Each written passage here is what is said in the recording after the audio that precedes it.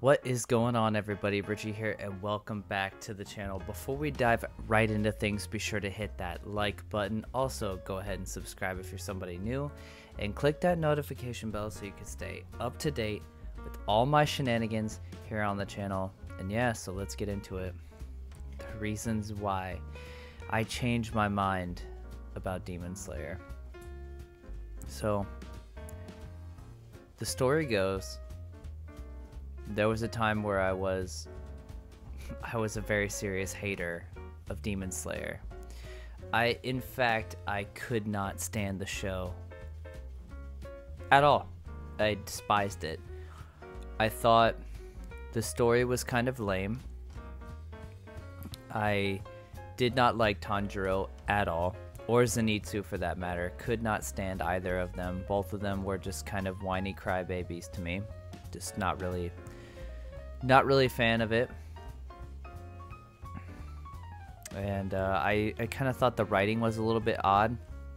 I still to this day find it a little bit odd that throughout the entirety of season 1, Tanjiro did not seem disturbed at all by the fact that his entire family was slaughtered. No bad dreams, no anything where, you know, like main character wakes up in the middle of the night like, oh my god, my entire family was slain. None of that.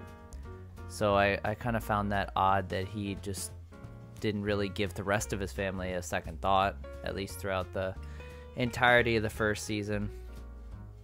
And I will say, in my personal opinion, season 1 is still not very good.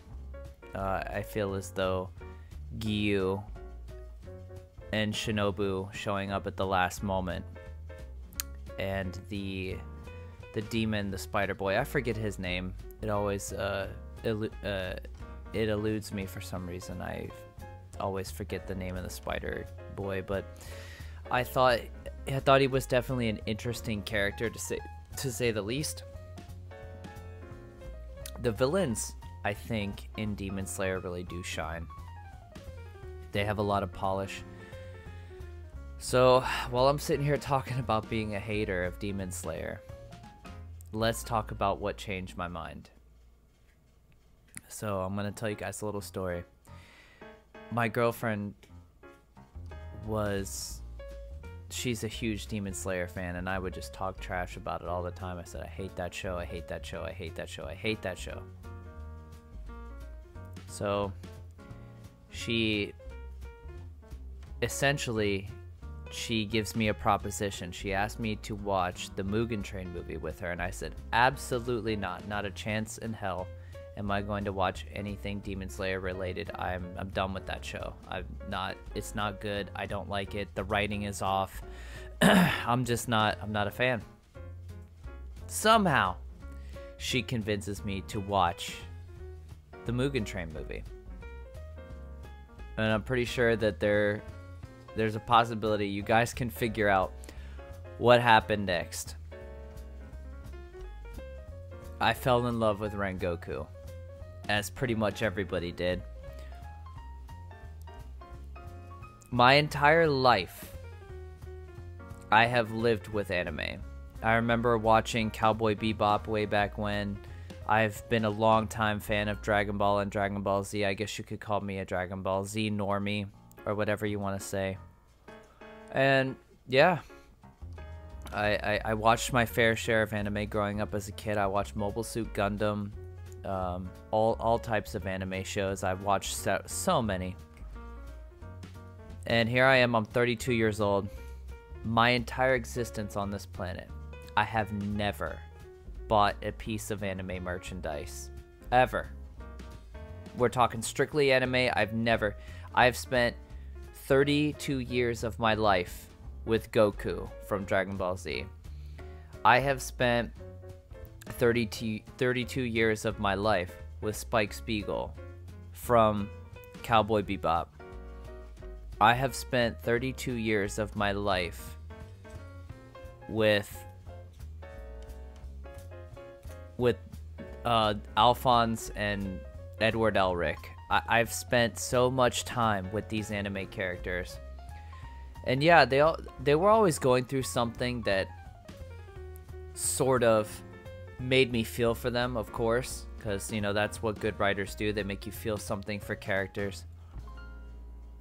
And then this man Rengoku comes along. And so, yeah, now the figure that you see before you is what I went out and bought the moment the Mugen Train movie was over.